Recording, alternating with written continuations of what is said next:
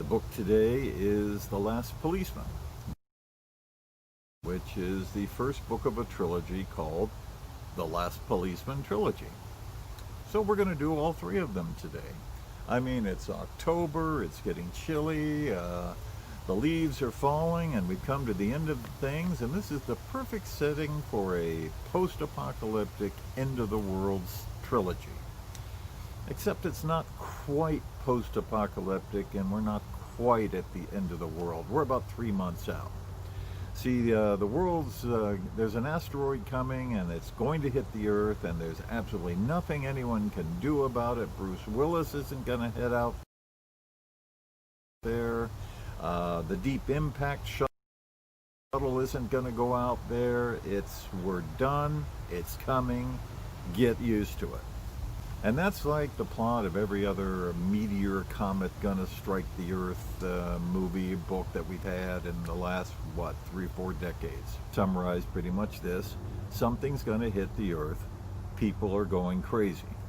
And that's what we have here in this trilogy, except it's not. The Last Policeman isn't so much about the end of the world as one's attitude towards it. Do you maintain, or do you go crazy?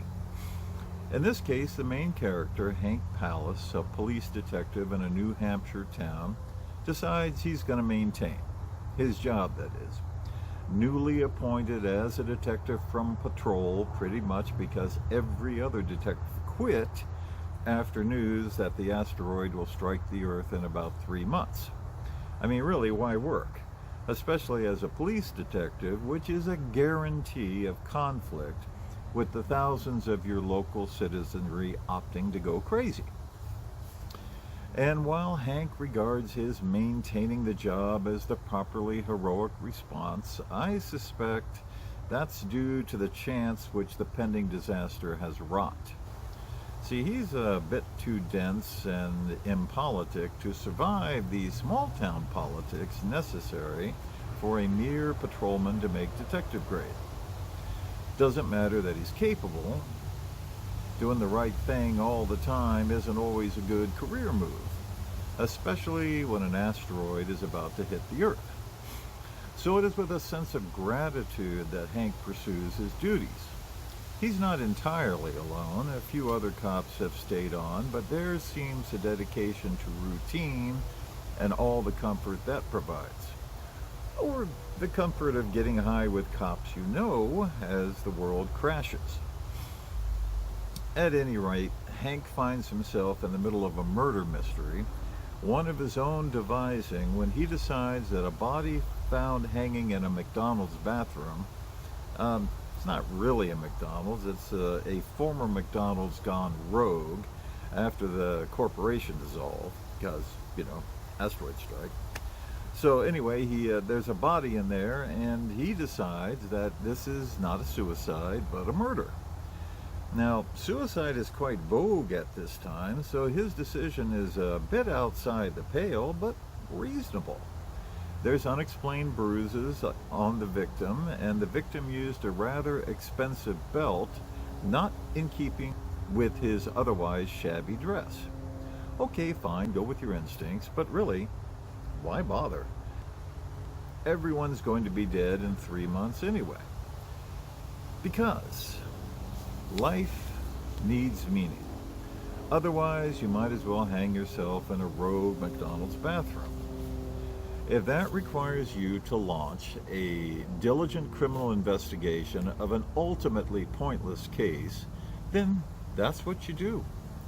The meaning is in the work, not the result, and we go into that long good night with the satisfaction of a job well done, even if there's no reason for it. In this case, though, there is, and Hank's investigation goes progressively, if not oddly, along, at some places losing me over who was who and who did what to whom and why. There's even an untoward sleeping with a witness, but okay, not bad work for the B team. I was satisfied as the asteroid comes closer, and then this brings us then into book 2, which is called Countdown City, and what What the heck? Asteroids still coming, but now Hank gets involved in a truly weird case. By this time, Hank's department has been federalized and he's been shunted to unimportant duties when Martha, Hank's childhood nanny, towards whom Hank displays some edible urges, asks him to find her missing husband Bert, who's probably out bucket listing.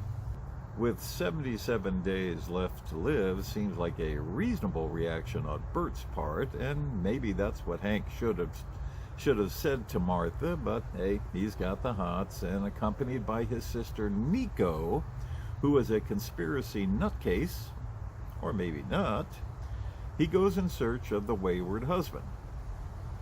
Things get weird and bloody, including an ocean massacre, snipers, and black helicopters. Nutcase Nico might actually be onto something. Then there's book 3, and we get into full-blown weirdness. There's days left until smashy, and Hank goes on a cross-country search for his nutcase sister, who has disappeared, pursuing one of her nutcase theories that may not be all that nutcase. We'll see.